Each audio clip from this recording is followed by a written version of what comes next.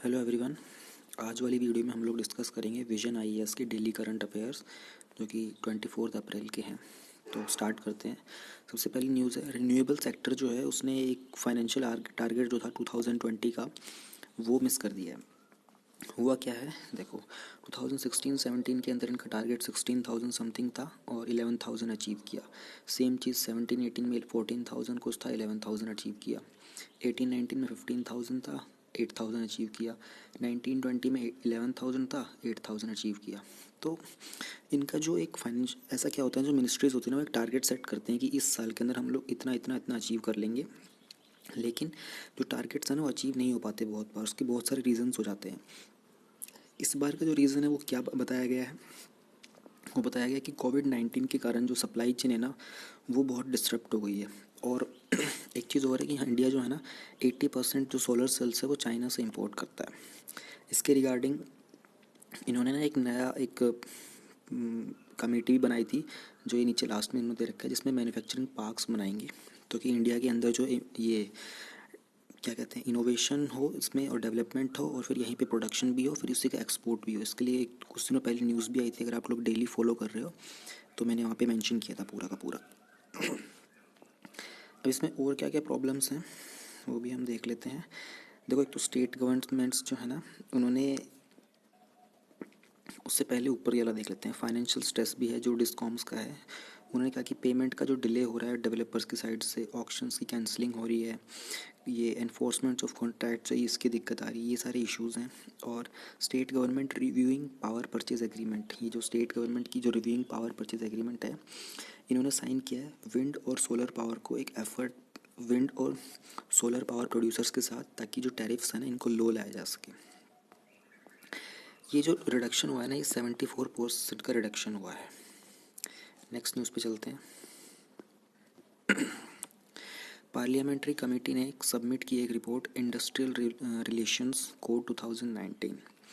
तो ये है कैसे, थोड़ा ध्यान से सुनना। Code seeks to amalgamate 3 central enactments, जिसमें 3 जो सेंट्रल इनेक्टमेंट है ना इनको अमलगेट करने की बात की गई है। कौन से? Trade union, industrial dispute act और इंडस्ट्रियल एम्प्लॉयमेंट एक्ट। ये कब इंट्रोड्यूस किया गया था? ये नवंबर में इंट्रोड्यूस किया गया था लास्ट ईयर, और जब ये स्टैंडिंग कमेटी को रेफ़र किया गया था दिसंबर में। अब स्टैंडिंग कमेटी ने रिकमेंडेशंस क्या क्या दी है देखो, उन्होंने कहा है payment of wages in case of natural calamities. Payment of wages जो है ना वो payment of wages to workers until re establishment of industry में बी अनजस्टिफाइबल। सेकेंड चीज़, प्रेजेंटली जो कोड है वो प्रोवाइड करता है 50% wages to workers who are laid off due to shortage of raw material etcetera, 45 days के लिए provide करता है। डेफिनेशन ऑफ स्ट्राइक क्या है? रिवीजन हुआ है definition on account of serious difference between ministry, trade union and employers. Presently जो code है वो डिफाइन करता है casual leave on a given day by 50% और more workers as a strike. और फिक्स टर्म एम्प्लॉयमेंट जो है वो फिक्स कर देता है एक कैप, जो कि मैक्सिमम टर्म्स को प्रिवेंट करता है रिपीट होने से, रिन्यूअल्स जिसको that units can employ on FTE category. Increasing the threshold, जो थ्रेशोल्ड को इंक्रीज़ करना है वो कंपनीज़ को अलाउ करता है कि वो अपने लोगों को फायर कर सके, क्लोज डाउन कर सके without prior approval of the government. Currently ये 100 वर्कर्स तक लिमिटेड है, और राजस्थान ने इसे इंक्रीज़ करके 300 कर दिया है। रीस्किलिंग फंड क्या होता है? ये ट्रेन करता है रीट्रेंच्ड वर्कर्स को बाकी डिसिप्लिन्स के अंदर। नेक्स्ट न्यूज़ है हमारी, Indian initiative on earth biogene sequencing. ये अच्छी न्यूज़ है। जो Jawaharlal Nehru tropical botanic garden and research institute है, उन्होंने सेलेक्ट किया है कि उसको सेलेक्ट किया गया है as biological knowledge and resource centre of the Indian initiative on earth biogene sequencing, IEBS के लिए Jawaharlal Nehru tropical botanical garden को सेलेक्ट किया गया है। अब ये है क्या? जो ये IEBS है ना, ये जीनोम सीक्वेंसिंग करेगा 1000 स्पीसीज़ का, प्लांट्स और एनिमल्स का, जो कि 5 साल में कंप्लीट होगा। तो इसके लिए national institute of plant genome research जो है न्यू दिल्ली का, वो कोऑर्डिनेट करेगा, कोऑर्डिनेटिंग सेंटर होगा। और ये किस चीज़ का पार्ट है? ये अर्थ बायोजीनोम प्रोजेक्ट का पार्ट है।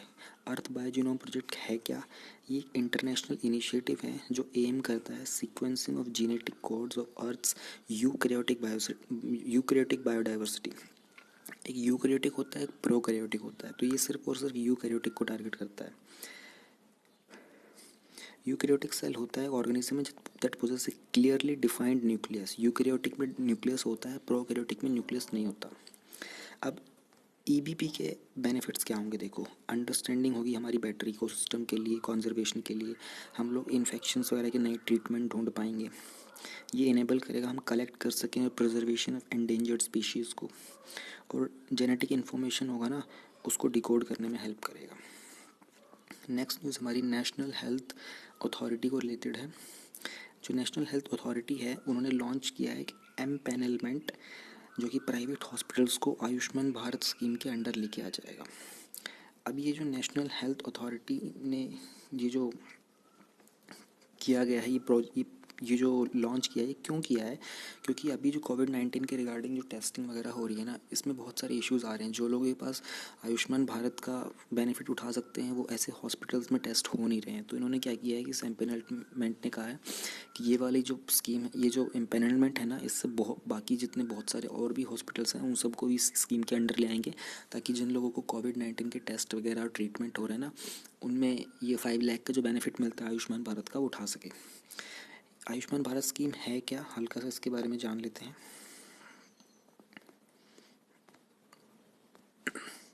ये 5 लाख तक का इंश्योरेंस प्रोवाइड करती है एक पर फैमिली के लिए 1 साल के लिए, वो भी उसमें जो सेकेंडरी और टर्शरी हॉस्पिटलाइजेशन केयर होती है उसके अंदर। इसके जो बेनिफिशरीज होते हैं उनको उस बेसिस पे होते हैं, किस बेसिस पे? सोशियो इकोनॉमिक कास्ट सेंसस है ना, तो 2011 का उसका बेस होता है, उन लोगों को मिलता है ये सेंट्रल स्पॉन्सर होती है, लेकिन जो कॉस्ट ऑफ इम्प्लीमेंटेशन होता है वो सेंटर और स्टेट दोनों में डिवाइड किया जाता है। नेक्स्ट चीज़, जो प्रधानमंत्री जन आरोग्य योजना है, ये कैशलेस और पेपरलेस एक्सेस देती है सर्विस को, और नेशनल लेवल के ऊपर एनएचए को सेट किया गया है, जो कि ministry of health and family welfare के ऑफिस के अंदर होता है। नेक्स्ट न्यूज़ है हमारी, सुप्रीम कोर्ट ने बोला है कि एंटी ड्रग लॉ को और भी ज़्यादा स्ट्रिंजेंट बनाया जाए, और भी ज़्यादा सख्त किया जाए। एक केस को सुनाई करते हुए माइकल राज केस वर्डिक्ट जो था, सुप्रीम कोर्ट ने बोला है कि किसी भी ड्रग की बारे में उसकी जो पनिशमेंट होगी ना, वो इस लॉ के अंडर डिफाइन की जाएगी। लॉ कौन सा है? लॉ है हमारा narcotics drug and psychotropic substance act, जो कि 1985 का है। तो सुप्रीम कोर्ट ने कहा है कि जो भी आपका ड्रग हुई ना, उसकी क्वांटिटी के ऊपर डिपेंड करेगा उसकी पनिशमेंट, क्वालिटी पे नहीं। ये देखो, quantity of the band drug and not it's purity. Purity मतलब उसमें क्वालिटी कितनी थी, टॉक्सिक सब्सटेंस की क्वालिटी कितनी थी।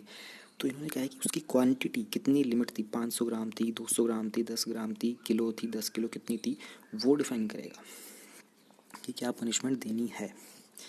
2008 में सुप्रीम कोर्ट ने कहा था कि मिक्सचर ऑफ नारकोटिक ड्रग्स होने के बाद भी only weight of the ban substance is relevant for the purpose of determining whether it would constitute small quantity और कमर्शियल। पहले इन्होंने कहा था कि मेजर क्वांटिटी कितनी हो, लेकिन जो टॉक्सिक सब्सटेंस होगा ना, अगर आप मिक्स भी कर दोगे किसी चीज़ के साथ, तो जो टॉक्सिक सब्सटेंस है सिर्फ उसकी क्वांटिटी कितनी होगी ना, वो डिटरमाइन करेगी पनिशमेंट। अब वो चेंज हो गया है। और ये जो national narcotic drugs and psychotropic substance act क्या है, इसके बारे में थोड़ा सा जान लेते हैं। ये क्या प्रोवाइड करता है? Control and regulation of narcotic drugs और साइकोट्रॉपिक सब्सटेंसेस, जो कि इलिसिट ट्रैफिक को रोकता है। ये प्रोहिबिट करता है लोगों को प्रोड्यूस, मैन्युफैक्चर और कल्टीवेट करने से। इसी के अंडर एनसीबी को सेटअप किया गया था। नारकोटिक्स कंट्रोल ब्यूरो डिफरेंट है, एनसीबी और एनसीआरबी डिफरेंट है। एनसीआरबी होता है national crime records bureau. India ने एक सिग्नेटरी भी है और इन सारे कन्वेंशंस का, UN single convention on narcotics, convention on psychotropic substance and convention on illicit trafficking. जो एनडीपीएस का एक्ट है ना, वो इन सारे कन्वेंशंस को ध्यान में रख के बनाया गया है।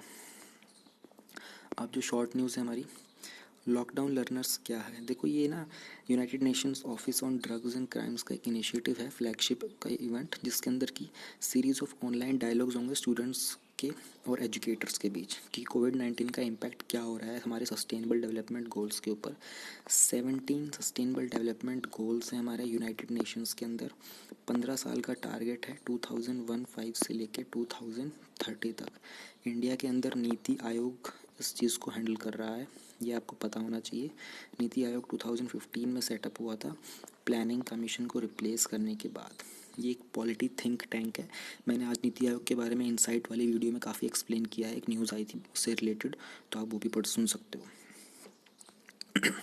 फिर आता है नेक्स्ट हमारा मोबाइल लेबोरेटरी जो कि टेस्ट करेगी कोविड-19 सैंपल्स को। ये जो DRDO है उसने ESICH हॉस्पिटल के साथ मिलकर एक इंडिया की पहली सैंपल कलेक्शन मोबाइल लैब बनाई है जो कि कैरी करती है डायग्नोसिस को मोबिलिटी वे में।